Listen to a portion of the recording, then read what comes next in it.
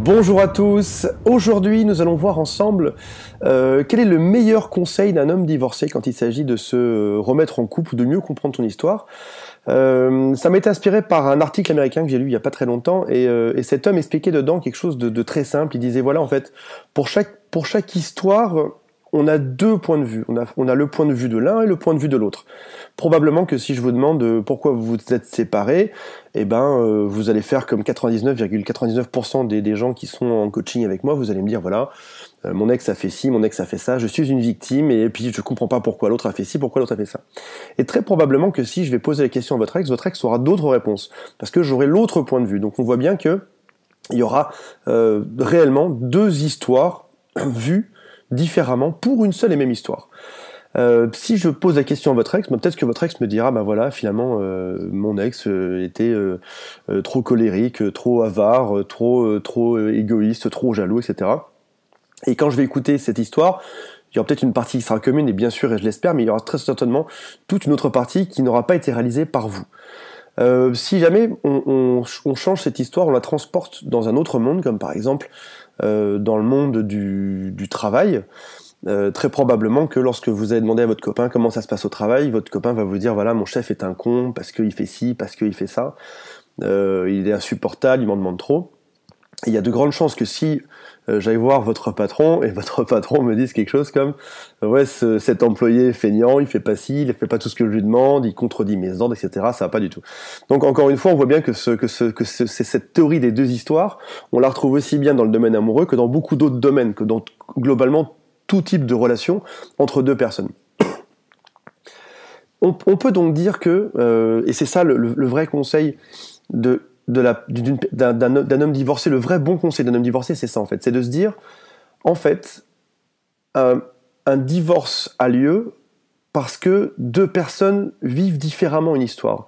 Si jamais vous étiez raccord sur une même histoire, si jamais par exemple vous aviez des problèmes au quotidien et que vous étiez raccord dessus et que vous discutiez suffisamment pour mettre vos deux versions sur une seule, très probablement que les problèmes auraient été résolus. Si par exemple votre ex vous reproche, j'ai parlé tout à l'heure de l'égoïsme, si votre ex vous reproche d'être égoïste et que vous l'admettez, et que vous l'aviez admis à l'époque quand vous étiez en couple, très probablement qu'en fait, vous auriez corrigé ça. Et du coup, vous auriez la même histoire et vous auriez compris la même chose, et du coup, vous seriez restés ensemble derrière.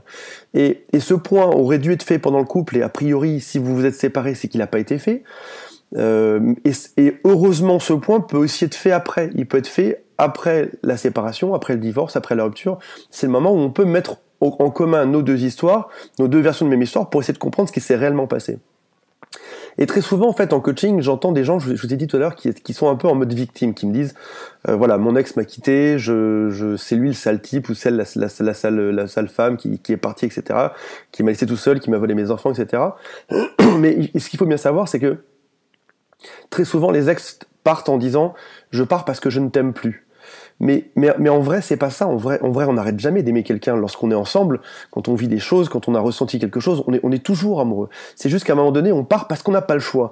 Parce que on est arrivé jusqu'au bout de là où on pouvait emmener notre histoire. Et c'est-à-dire que il aurait fallu être raccord dans nos deux histoires et en faire une seule, ou en tout cas que notre histoire se ressemble plus dans nos deux visions pour pouvoir aller plus loin. Personne n'est jamais content de mettre fin à un mariage, personne n'est jamais content d'avoir une garde partagée pour des enfants, personne n'est content de claquer la porte et de partir et de dire à l'autre voilà c'est fini et maintenant tout ce qu'on a construit ensemble ça s'arrête à zéro. Personne n'aime ça. Il y a juste qu'à un moment donné, les gens ne sont plus capables d'aller plus loin. Et donc ce que j'aimerais vous dire aujourd'hui, et c'est ça le point de ce podcast aujourd'hui, c'est que j'aimerais que vous compreniez que si vos deux histoires avaient été une seule, probablement que vous auriez été plus loin. Alors on n'est pas forcé d'être en symbiose ou d'être, je sais pas si vous connaissez cette fameuse théorie du 1 plus 1 égale 3. Je vous en reparlerai peut-être dans un autre podcast. Mais en tout cas, on n'est pas obligé d'être fusionnel en symbiose, de penser tout pareil sur les mêmes points. Mais il y a une base commune. Il faut impérativement qu'il y ait une base commune et que cette base soit suffisante pour aller plus loin. Si aujourd'hui vous voulez récupérer votre ex, vous devez comprendre dans toute honnêteté, en toute franchise, vous devez vous asseoir devant votre ex et comprendre ce que votre ex vous reproche et réciproquement, que votre ex comprenne aussi ce que vous le reprochiez. Et à partir du moment où vous allez pouvoir recréer une histoire commune, que vous allez vous comprendre, que vous irez dans la même direction, ça pourra le faire. J'ai souvent en coaching des gens qui me disent voilà, je sais pas pourquoi j'ai été quitté, je comprends pas, et j'ai même pas une piste. Et mon ex est juste parti un jour comme ça. Si c'est le cas, c'est qu'il y a un gros problème, c'est-à-dire que non seulement vous êtes pas du tout sur les mêmes histoires, mais en plus vous comprenez même pas pourquoi est-ce que l'autre est parti. En fait, c'est quand même assez violent comme constat, comme postulat. Donc ça veut dire moins vous en savez sur la rupture, moins vous comprenez la rupture, plus votre reconquête va obligatoirement passer par un moment où vous allez parler à l'autre et vous allez comprendre ça et vous allez faire le point et vous allez vous poser ensemble devant un café et vous allez essayer de comprendre ça. Et peut-être que ça va vous aider pour récupérer votre ex, peut-être que ça va vous aider juste pour vous améliorer vous-même, peut-être que ça va vous aider vous-même à ne pas reproduire des erreurs après, que ce soit avec votre ex ou que ce soit avec quelqu'un d'autre, mais dans tous les cas, vous allez comprendre quelque chose.